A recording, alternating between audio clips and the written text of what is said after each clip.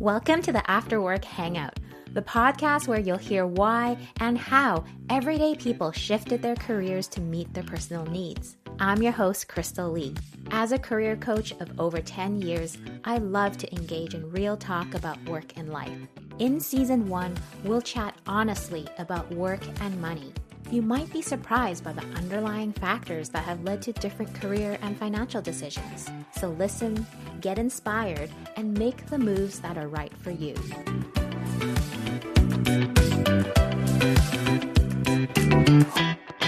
Lisa, welcome to the After Work Hangout. Hi, Crystal. I'm so happy to introduce you to Lisa Stewart.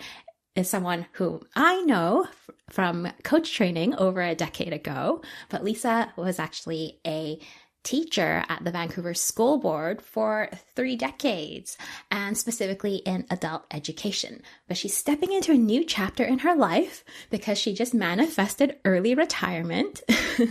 So I'm very excited to have Lisa here to chat with us on the topic of work and money, and specifically her journey towards early retirement. So once again, Lisa, welcome. So happy to have you here. Happy to be here, Crystal. So I, like I mentioned, know you more from our coaching backgrounds, but I would love to hear how you started out as a teacher and what that journey was like for you.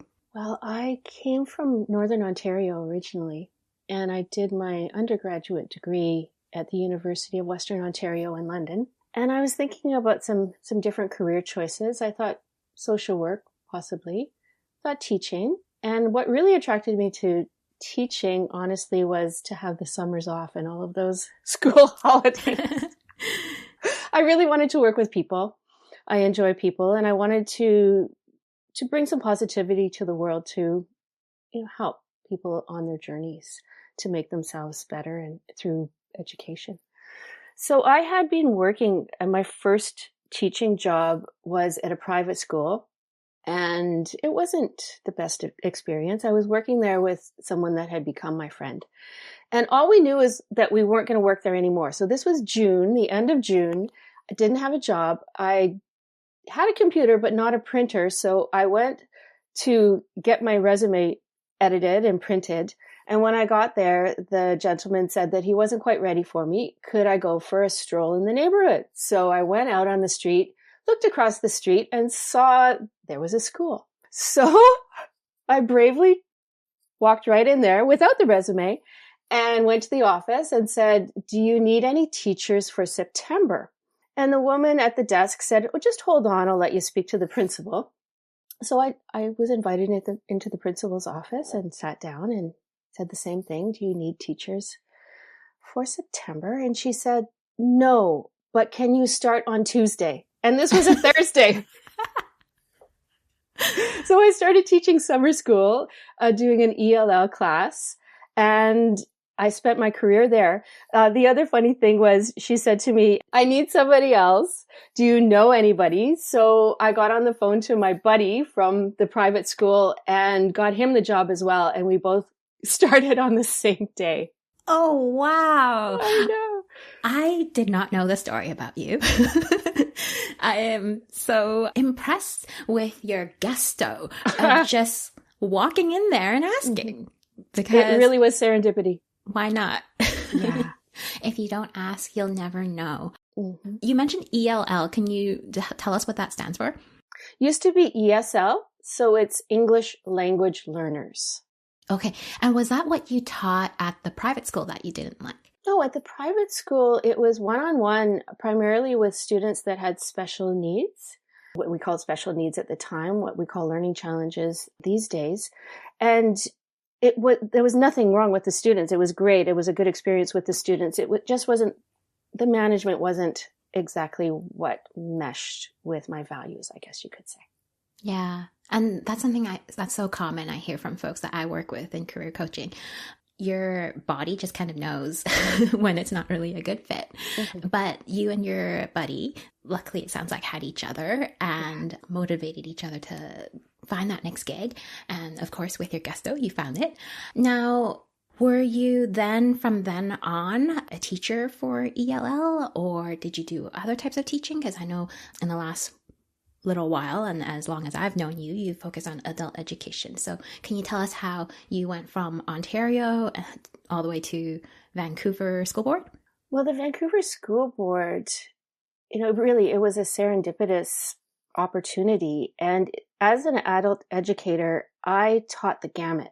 I taught all the way from level 1, which is people who have recently arrived with very little English background, all the way to preparing people for post-secondary, which really was my niche. That really has been my forte, is getting students in grade 12 completion of the core courses that they need to get into BCIT or UBC or SFU or whatever it is that they desire, to give them those skills and to teach them how to have the work ethics that are going to prepare them to succeed in a place like BCIT, where it's very competitive, high pressure. So that's where I feel like I shine the most, is getting people ready for the next step.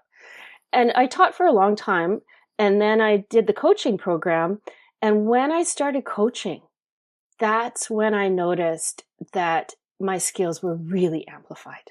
Can you tell us more about what you mean? I was excellent at my job to begin with, but the coaching really helped me to focus on a goal-based kind of approach to teaching, in particular my grade 12s. So I would always start with a goal-setting seminar in the day 1, so that we always knew where the students wanted to go, and we worked through the steps in which they needed to take to get to where they desired to come to that fruition. And when they would sort of veer off the path or obstacles would come in the way, which will happen, it's normal. We set a goal, we have a plan, we have a desire, and then life happens. So whenever life happened, then we would come back to that goal setting from the day 1. What is it that you really want? What are you willing to commit to? That's always the question, isn't it? You got to get crystal clear on what it is you want, so that you have that in the future, in the distance. But how are you going to get there? What's the first step? The little step. And what's the next? And what's the next? What are you willing to do today?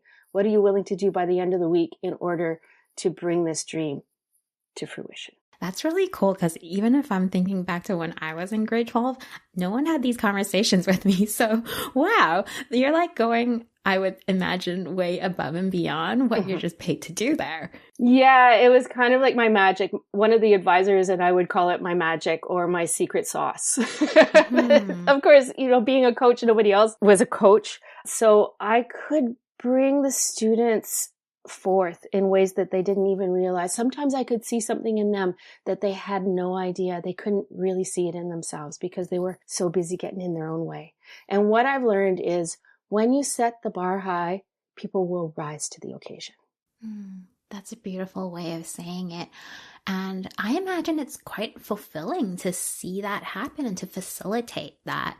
So what kind of contributed to you saying, okay, I'm done, time for early retirement? Because for some folks, I know I was in a talk recently, and the observation is that people are retiring later. For various reasons. It could be financial, they need to continue working, or like they just really enjoy their work and that's why they continue working. But for you, you've actually chosen early retirement now. So what contributed to that? There are a lot of answers to this question. Okay, well, baby step. What's one piece? We'll break it apart. Well, first of all, I do want to acknowledge the work that I've done. I have helped thousands of people from all over the world, from 16 years old to, I think our oldest student to graduate at our school was 82 years old. Wow. That's really impressive. I have learned just as much about the world from my students as I have taught them about English and Canadian culture. So I really want to acknowledge that. I have received some of the most extraordinary gifts, cards, letters, words of praise. It really has filled me up. My cup literally runneth over in my career. And then it didn't. And then it didn't anymore. So what really started things for me? I jotted down some notes. not realizing how many points I was going to put on my notes. But I think that the first big shift was the pandemic. It really was a game changer in so many ways. First of all, having to pivot in a week from in-person learning, which I had done forever, to teaching online with no support. I had to teach myself Zoom. I had to decide what platform I was going to use. No platform was provided. So I chose Google Classroom. I've never worked so hard in my life. And this was well into my career. You would think that after so many years, 25, 30 years, that your work would get easier. It has only gotten harder. Yeah. And not to mention just the pandemic, everything else around you that's not work related, being so tough at the same time. Right. And then to throw that added workload. Mm-hmm. Teaching was one of those industries that was instantly disrupted. Wow. So, wow. Yeah. Another aspect is changes to the policies with the Ministry of Education. And anything that is made at a policy level, it trickles down to the teachers. Increased workload. For example, the new reporting order. What used to take me maybe an hour to do in terms of giving feedback, report card comments, basically, used to take me an hour with the new reporting order. And I got better at it, of course. But when these new policies were implemented, it took me 10 hours. Oh, wow. That's to do what I had difference. done in 1 hour. Yeah. Yeah. And are you paid for the extra work? No, of course not. No. It's just kind of like things that are expected that you will complete. It's not by time. It's just like the end result you have to deliver. The amount of unpaid overtime is astonishing when it comes to education. Mm-hmm. And it's not just the details, like the reports. What I've realized I've been off work for 3 weeks. And what I realized is that I don't have the load in my mind anymore. It wasn't just bringing home the grading. It wasn't just preparing for the lessons. It was the burden between my ears of how am I going to handle this situation? How am I going to mitigate the conflicts between these particular students? Are these students going to go and report me to the office and then I'm going to spend the rest of my week in meetings? That is the mental burden that you carry with you as a teacher that I really didn't even comprehend until it was probably a week and a half later after my last class. And I think I was lying in bed and I was like, oh my God, I have nothing to worry about. It's like, what is this feeling of nothingness? I'm sleeping like a baby. Mm-hmm. Like I go to bed and I go to sleep and I might wake up in the night and I go back to sleep. Imagine that. Imagine that. What I'm also hearing you describe is there's a lot that's outside your control. Yes. And that's something I also work with when I'm doing career coaching is just to isolate like what is within your control and what is outside your control. And to a certain degree, really, you can't control the systems and the policies. Not at all. Not at all. Yeah. So there was that funding over the years, losing funding for a lot of support. For example, support for students that were struggling. All of that has fallen on the classroom teacher. And this is adult education. Okay. This is different from the K-12 system where they have resource teachers and they have learning assistants and so on. We had none of that. No supports at all. So as we had more students coming with neurodiversities, it was up to us to figure it out. Well, yeah, you're not just a teacher. You're like a counselor, you're a social worker, you're like a settlement worker, you're like all these things. Yeah, and all I wanted to do, and I've realized this recently, all I wanted to do was teach English. And I was doing more and more social work. And earlier I had said that social work was one of my considerations in terms of what career do I want to pursue after my undergraduate degree. And I realized, no, I don't want to deal with people's problems all the time. I want to have fun and bring light. And I don't want to be dragged into people's drama and their trauma. So that was a big factor. And like you said, your special sauce is helping people kind of take it to the next level of reaching their goals. And some folks, they're not quite ready to have that conversation if there's so many disruptions in their life that they need to manage. Mm-hmm. Yeah. So the other aspect that has become more difficult is all of the societal issues. And I was teaching in an inner city school in Vancouver. Housing crisis. I have students now that are living in shelter and coming to school. The drug crisis. I was in the downtown east side last weekend to go to a play. It is an atrocity to humanity what's going on down there. Those kind of issues came to the school with the students. Mental health, like I mentioned, out of control. Immigration policies and changes to that. All of these societal issues and policy changes affect what's going on in the classroom. Yeah. It sounds like you said, all the stuff happening between your eyes and ears, that there's a lot of heaviness. A lot of heaviness with just the world. Yes. Where, like, when we're living in time of history, it really seeps into the teaching setting, the classroom, in so many ways you just described. It's really tiring is what I feel for you. Yeah. It definitely drags you down, for sure. And really the bottom line, I had a very bad term. I had done some work with the BCTF as a peer support consultant and coach, where we were kind of like the SWAT team that we would fly in to help teachers that were having challenges, like serious challenges. Maybe they were on their last evaluation. Now, we didn't get involved in any kind of litigation. We didn't get involved in any sort of grievances. We were there to coach and counsel, to support teachers, either to amp up their professional practices, give them resources, or help them to make a lateral move. Because classroom teaching is a special kind of teaching. There are a lot of different kinds of teachers.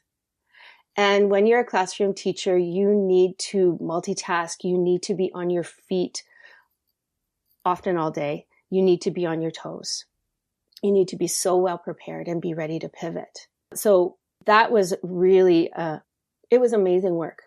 And I had a situation that reminded me of some of the teachers that I had supported, where there was basically a mutiny in my class. The students were conspiring against me, and it made it so uncomfortable that I didn't feel safe anymore in my workplace, to be honest.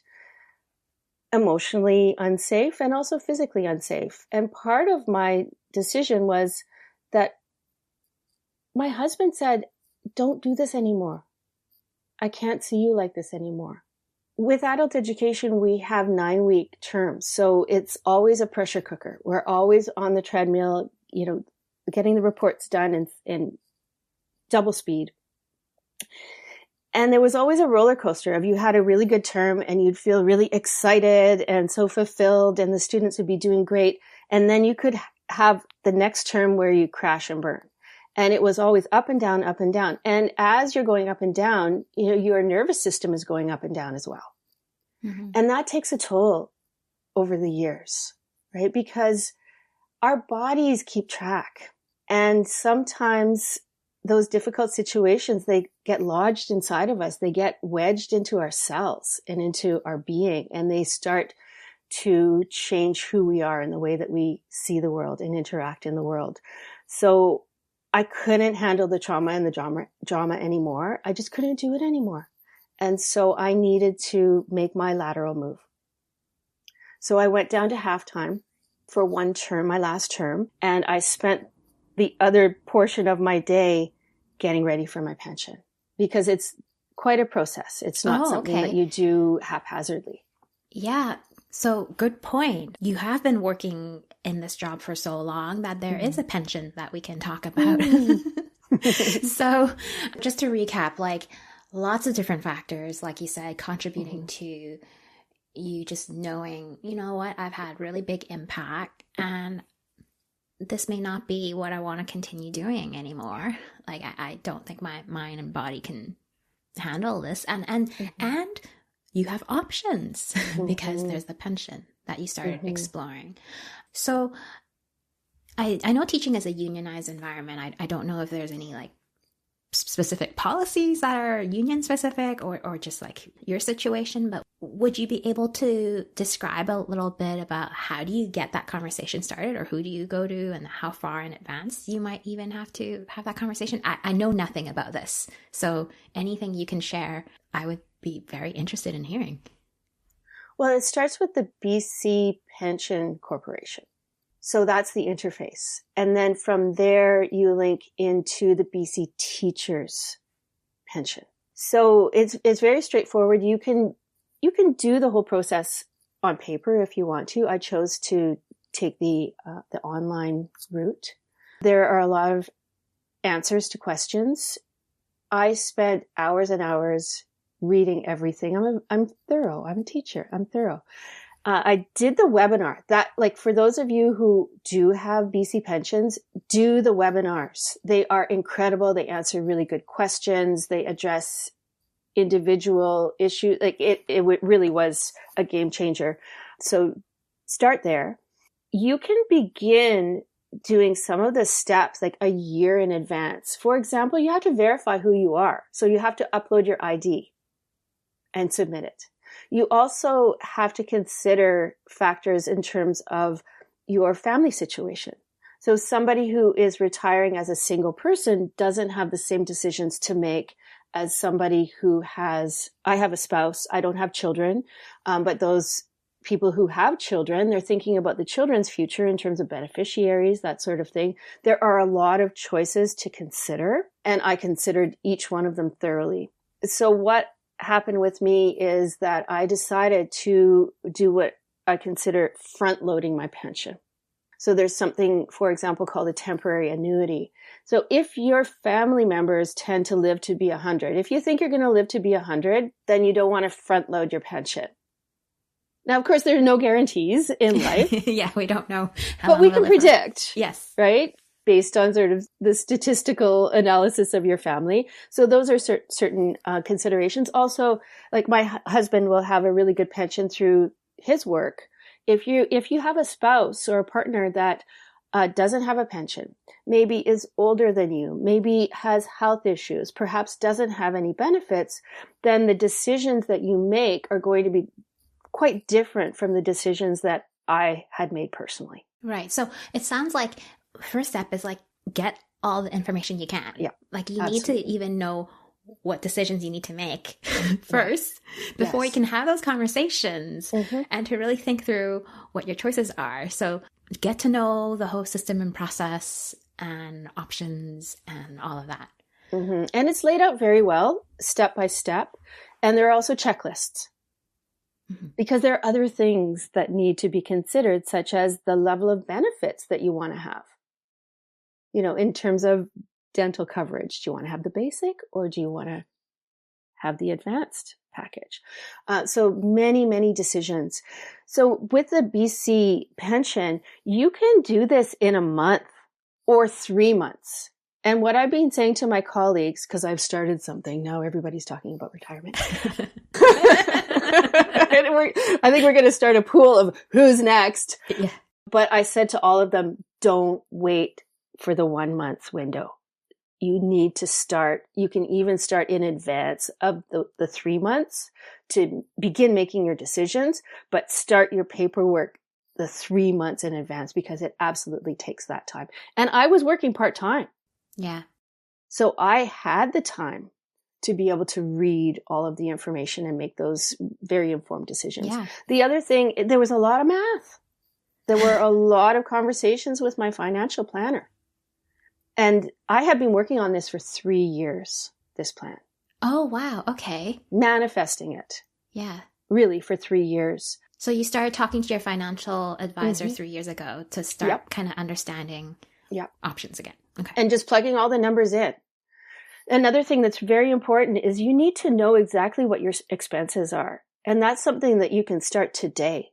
So you can use an online spreadsheet if you want to. I just made like a spreadsheet on paper and I try to put most of my expenses on my credit cards. And when I get my credit card statement, I write down every expenditure within a certain category.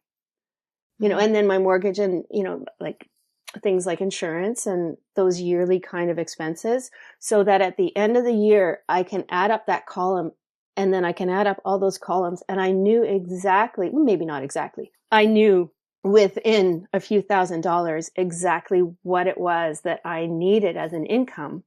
And also considering, investments and how long I may live based on, the other women in my family, how much money I had to work with. And so my financial planner said to me years ago, when I was reaching 55, which would be the earliest retirement, we plugged in the numbers, and she said, this is the number that you need in order to retire. And she said to me, you got to hang in there for a couple more years. You're not quite ready. Maybe you're ready mentally, but your finances aren't quite ready. And then also in this BC pension website, you can plug in estimates. Okay. But again, you need to know what category you want to carry. But you can do the different categories. You can just plug, you can play with it. You can play with it, and then you can save these estimates. All right, what if I retire on this date? What if I do it on this date? What if I make this choice to front load? What if I back load?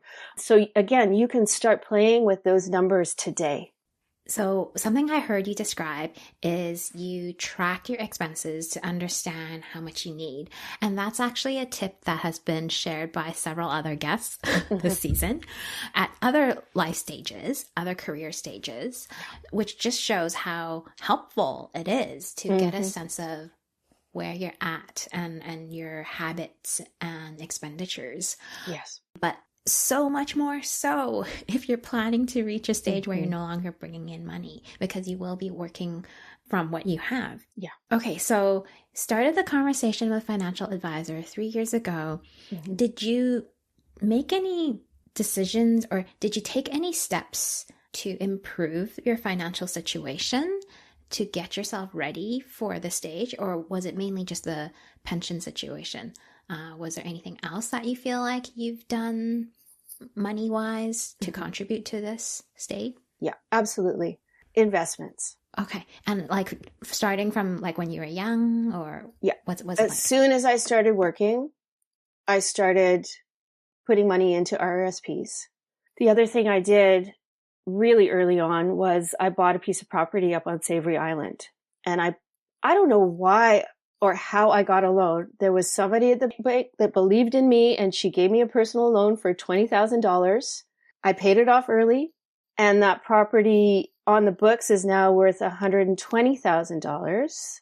And part of my plan is to sell that to pay off my mortgage. So a lot of these pieces are fitting in. So my advice, if I were to give advice, I would say start investing as soon as possible, and it doesn't have to be a lot of money. Okay, so even if you got $50, put it into something that is going to give you compound interest. And don't touch it. Once you put it in, try not and to don't touch it. Yes. Especially with RSP. Like, why would you? Really. Yeah. Yeah. You can, but you're going to be paying a big penalty. Yeah. So I used that RSP, the money that I had saved through RSPs, to put a down payment on a condo, which has already like doubled value. Yeah. So there are two different kinds of investments. There's one kind of investment, which is for your pension. So that's like your RSP. If I were to give advice, start contributing to your TFSA if you haven't, because with the TFSA, it's tax-free, whereas the RRSP, you're going to have to pay taxes on the other end when you take it out eventually. So that is your pension investment, okay? And then there's this other realm of investment, which is wealth, building your wealth. So that is investing in things like properties. Now, I didn't buy the gold bars when they went on sale at Costco and now they've gone way up. I did not do that. But those kind of investments are to grow your wealth. Okay, so those are two avenues to consider. Yeah. Okay, so my question that I really want to hear your answer to is, did you learn from your family or people around you, or did you just like go ahead and learn because you're a teacher and you love to learn? Like, I know that the whole relationship with money piece is very individualized and everyone has a different relationship with money. But the way you're talking about money and what you've done, I get a sense that you have a comfortable relationship with it, that you were willing to invest and learn. So how did you get there? Like, Was it always like that, or did you put active effort into learning? I grew up with my dad getting on the phone and talking really, really loud with his stockbroker. I don't know why, but he always spoke incredibly loudly. And the phone was like right in the center that of was a teaching of moment the for you. Yes. So I guess I grew up and, you know, the other thing, so I learned from my dad, but I also learned from my mother, who sat down once a week at the kitchen table with her budget and her expenses. And they taught me some very valuable lessons. For example, don't put anything on your credit card that you can't afford to pay off at the end of the month. Mm-hmm. And so those kind of values have carried me through. I think another part of it is that a lot of people, had turned back to writing down your expenses, there's so much fear around money. People are afraid to write down all of their expenses. So you really need to get over yourself. And what a great opportunity to look at where you're wasting money, right? Mm-hmm. Where you are paying for subscriptions that you're not using, for example. Yeah. Right? Where you are going to the mall and just spending money without considering how or when you're going to pay it off. You know, having credit card debt is the worst debt that you can have. Mm-hmm. So I think one of my important principles is, and I say this to myself, my money works for me rather than me working for my money. I'm in bed still sleeping, and the stock market is open in Toronto and New York, and my investments have already earned capital for me, and I haven't even got out of bed. Mm. Oh, thank you for sharing this. I think what you're describing, and the phrase that I like to use when I chat with folks, is having personal money dates, and to treat it as like a part of loving yourself and self-care. Yeah. Is to sit down and take a look, see where things are at. And yeah, sometimes maybe it's scary if you're not in a habit and so forth. But if you can come from a place of this is like an act of self-love, that is caring for yourself, hopefully that can inspire folks to start and have a regular practice. Yeah. And I think that it's also important that when you are shaving expenses, to make sure to maintain self-care as a priority. That wouldn't be the place that I would start shaving expenses. Mm-hmm. You know what I'm saying? Like, have your massage if you got a bad back. Take care of yourself. Like, I like to get my hair dyed. It's a luxury, but that I factored in to my expenditures because that's really important. Looking good is important for me. Mm-hmm. So never diminish self-care in terms of budgeting. Yeah. And I think another little tip is, you know, those of us who like to go out in the world and look good, you don't have to buy a new wardrobe. You know, keep certain pieces. I have certain clothes that I've had for more than a decade, and just buy that one frivolous, fun thing that's new and stylish and modern. Don't spend a lot of money. Just to, like, have your basic wardrobe and then jazz it up a little bit with something new. Yeah. But you don't have to go and buy new things all the time. I love thrifting. So that's my big thing. Too. I think 95% of my wardrobe is thrifted. Well, and here's the other thing. Those items that were built and made some time ago are often much higher quality than what you're going to get these days. Yeah. So investing in quality pieces, that's a whole conversation. In fact, another guest this season, her whole business is exactly that. Yeah. But okay. So coming back to your early retirement. So you've manifested it. It's happened. You're able to sleep through the night in a whole different way now. What else have you felt shift over the last few weeks? Yeah. That's a really good question. Let me begin with my biggest trepidation. I was afraid of losing my social connections. I was afraid that I was going to be lonely, particularly coming from a very social job, that I might have 100 different micro interactions with human beings throughout the day. Even just saying hello to previous students in the hallway. And having to put a bright smile on my face, you know, just to welcome and greet the students. So I was really afraid of losing social connections more than anything. And it's really interesting. So I've been taking classes, abundance classes, 40 days of abundance classes with Miss Ayanna Van Zandt. Some of you may have heard of her. I did 2 rounds of the level 1, and then this year she did a masterclass. So I just finished the masterclass. And this year we used a different process, which had to do with these manifestation cards. I have my cards right here. I'll just show you the box. So there's a book, and then there's a box of all these different cards. Now, I'm not saying don't go out and buy it because you need to know how to use it. Yeah. Right? If you're not willing to read the book, like I took a class, and the bonus was through my class with Ayanna, the writer Danielle Rama Hoffman was one of our guest speakers in the class, which was, oh my God, such a gift. So anyway, I've got the cards right here in front of me. There are 4 main cards. This one is called Sublime Time. This one is Yummy Money, Radiant Energy, and Divine Relationships. So we had to, without looking, we had to choose one of them. And I thought that the one I needed was Radiant Energy. And the one that I pulled and then worked with in my manifestation class was the Divine Relationships. That's the one that I really needed. That's the one that I was actually worried about. Yeah, that's what Isn't you that just interesting? described. So what I've noticed, your question was, what have I noticed in terms of shift? What I've noticed is the people that I worked with enjoyed, we'd sit around, the best part of my day was sitting around that lunch table. We would talk about everything. We would always laugh. We didn't talk about work very much. We talked about all sorts of other things. So I was afraid I would miss my coworkers. Well, guess what? They decided to throw me a retirement party. So I had like the official retirement party with the principal and all of that, which was lovely. And then they wanted to have this other party, just with a few, the close people that I had worked with. So we had that on Saturday. It was amazing.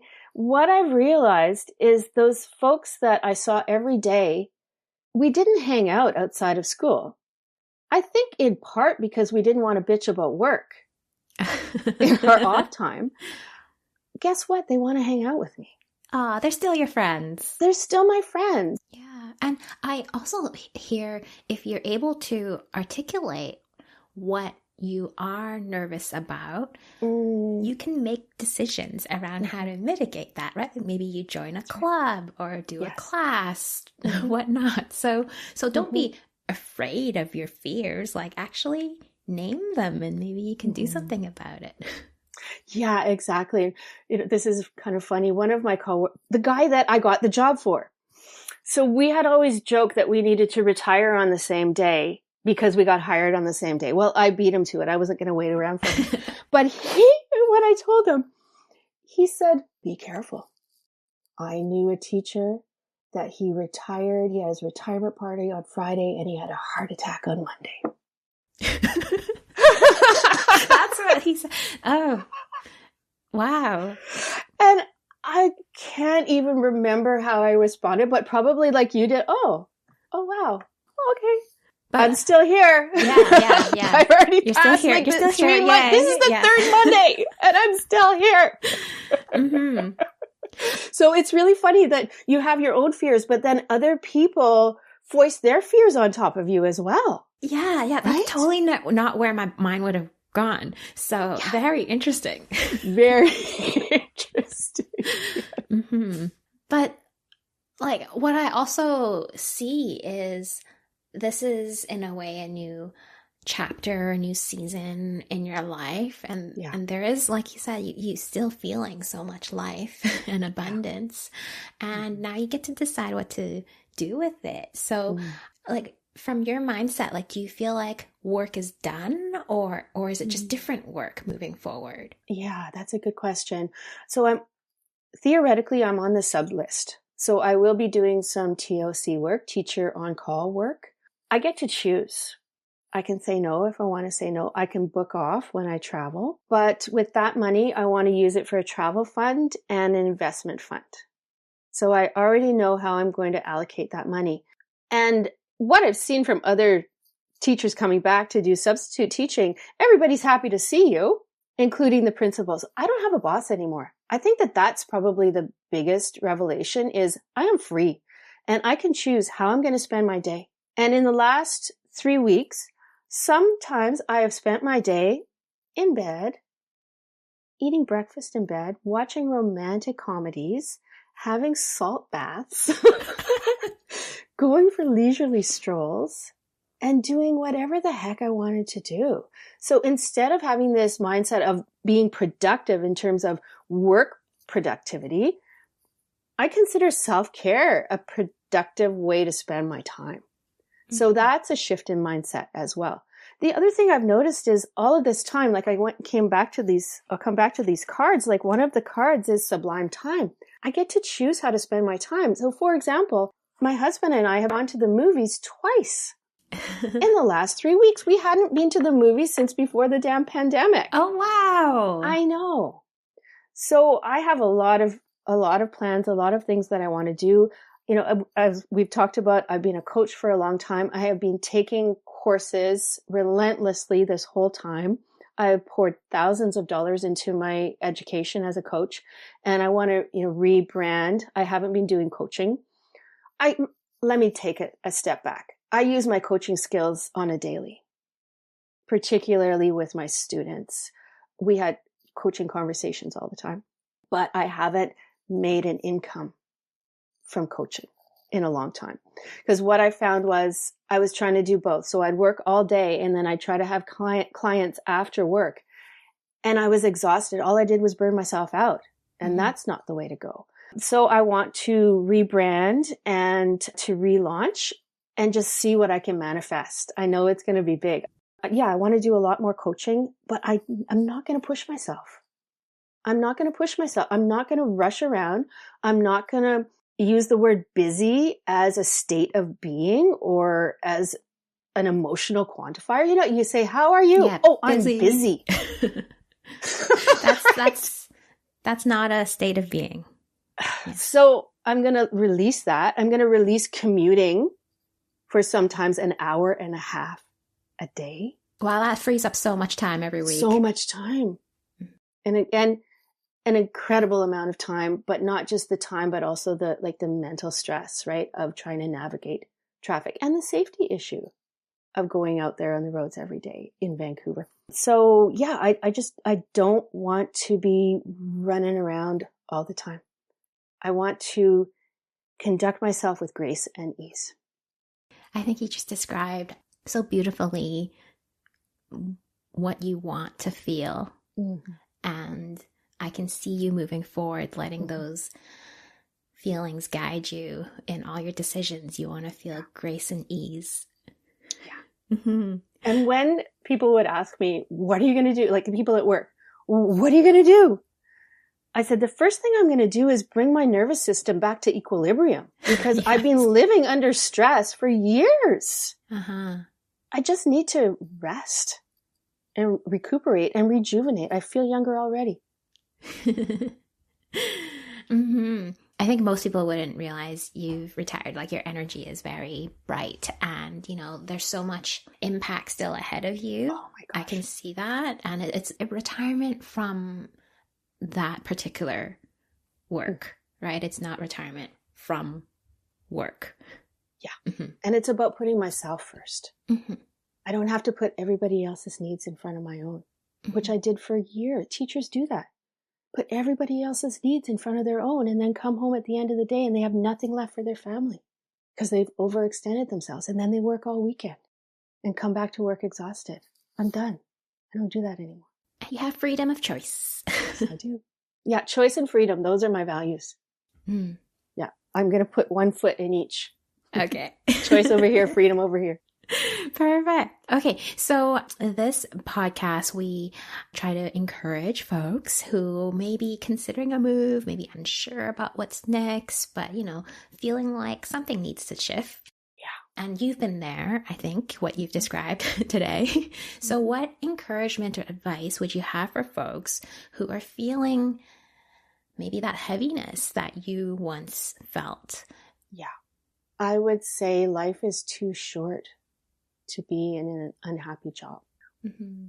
And I even say, like, it can just be a tiny step you take, like going online and reading about other options. You don't need to make any moves, but even those tiny things will be acts of self-love and service and start to lift you, hopefully, from that heaviness. Yeah, and what I've been saying to my coworkers is, if I can do it, you can do it.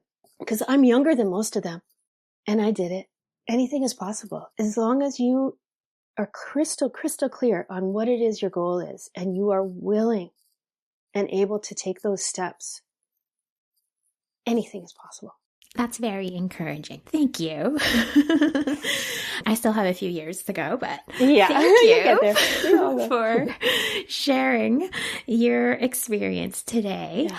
I just wanted to kind of leave an open-ended space. Lisa, if you want to share anything else on this topic, I know you were prepared and wrote some notes if there's anything we didn't cover. This is the chance. Yeah, there is one thing. So my best friend growing up from my hometown, this is going to be hard. She died at 56 from breast cancer. And she never got to retire. She worked as a pharmacist, was a devoted mom, a devoted pharmacist, a wonderful wife. And she worked her guts out through the pandemic in the medical health industry. Missed a mammogram because of the pandemic, because things were canceled. And she was lying in bed and her cat got on her chest and put his little paw on her breast, and it hurt so badly. And so she went to the doctor, and at first it looked like she was responding to treatment until she wasn't. So what I learned is life is too short, to work your guts out and not to have that time and that space. And I think that it's important not to be afraid of retirement, because so many people are like, I don't know what I would do if I didn't go to work. It's my purpose. It's my fulfillment. Okay, great. Maybe so. But what if it's not? What if there's so much more out there that you haven't even fathomed yet? Do you want to spend your life working? Or do you want to save something at the end of the day for yourself? And I know for sure there's no teacher on their deathbed that ever looks back and says, I wish I would have spent more time marking or prepping. Absolutely. So don't be afraid. Embrace life. Because maybe this is the only life we got to live. We don't know. Thank you for sharing that, Lisa. Just want to be with you in this moment. Thank you. And is there anything else that you'd like to share at this time? So in my second week of not working, which was my actual official retirement week, I got sick. I got a cold. And normally I would go back to work in a flurry when I wasn't better. And I just took the time to rest and recuperate and to spend the day in bed if I needed to, and to drink tea and eat soup to my heart's content. I didn't have to worry about a lesson plan that was going to be scrutinized, that had to be up to certain standards. I didn't have to answer any emails. I didn't have to answer texts from my substitute teacher. And I didn't have to think about, am I well enough to go back? Should I call in? Do I have enough time to call in? Where's the lesson plan? I was just able to take care of myself. And what a relief to not have that burden of worrying about being somewhere else when all I needed to do was to be in bed with myself. Yeah, you just had to answer to your own needs. That's it. That's really beautiful to be able to give that to yourself. It's quite a luxury when we do live in such a productivity-driven world. I feel like in chatting with you today, teaching is a challenging profession. It's very rewarding, like you said at the beginning, so rewarding. But there are definite challenges. And when you talked about early in your career choosing what path to take, and you said for your lifestyle you wanted your summers off. I wonder if at that point you knew what else you were signing up for. No, because it wasn't like that in the beginning. I had the best job in the beginning. The first 10 years, it was phenomenal. I felt so lucky to be paid to go and talk about poetry, to share my favorite writers with the students, where I could just teach. It was delightful. But as society has changed, the profession has changed drastically and direly. Interesting. Yeah. And for listeners who, don't work in the educational professions, like even if, sometimes if you work at a company that was acquired by another company, or, anything can happen to shift a culture. Maybe new leadership comes in or whatnot, right? Like it's all okay to acknowledge that sometimes a certain phase of joy may have passed, and definitely be honest with yourself. And if you need to make those changes, whatever those changes may be, it's okay. It's okay to put yourself first. That's right. And there's nothing wrong with you. And there's nothing wrong with you. We're both nodding our heads. Yeah. I'm excited for you. And I'm excited to see what this leads next. Excited to see what's ahead, and just wish you all the best, and want to say thank you again for joining this podcast and sharing your journey. You're so welcome. It's a pleasure and an honor. Thanks for listening to the After Work Hangout. If you enjoy honest conversations about career decisions and life choices, remember to subscribe to the After Work Hangout so you'll know when our next episode drops. And don't forget to leave a 5-star rating while you're at it. You can find a summary of this episode along with more information about our guests and resources that were mentioned at relocal.ca. That's RELOCAL.ca. If you take a look around the website, you'll also find blog posts, downloads, and community offerings to support your career development. I'm your host, Crystal Lee, and I'm always interested in hearing what topics you'd like to learn about. You can connect with me on Instagram at relocal.ca, or you can email me at crystal@relocal.ca. Finally, I want to say a big thank you to all the guests and supporters who make this podcast possible. This includes my podcast manager, Lindsay Curtis, and graphic designer, Alex Stewart, who created the podcast art. Thanks again for listening and sticking around. I hope you're more inspired and ready to make the moves that are right for you. See you at the next Hangout.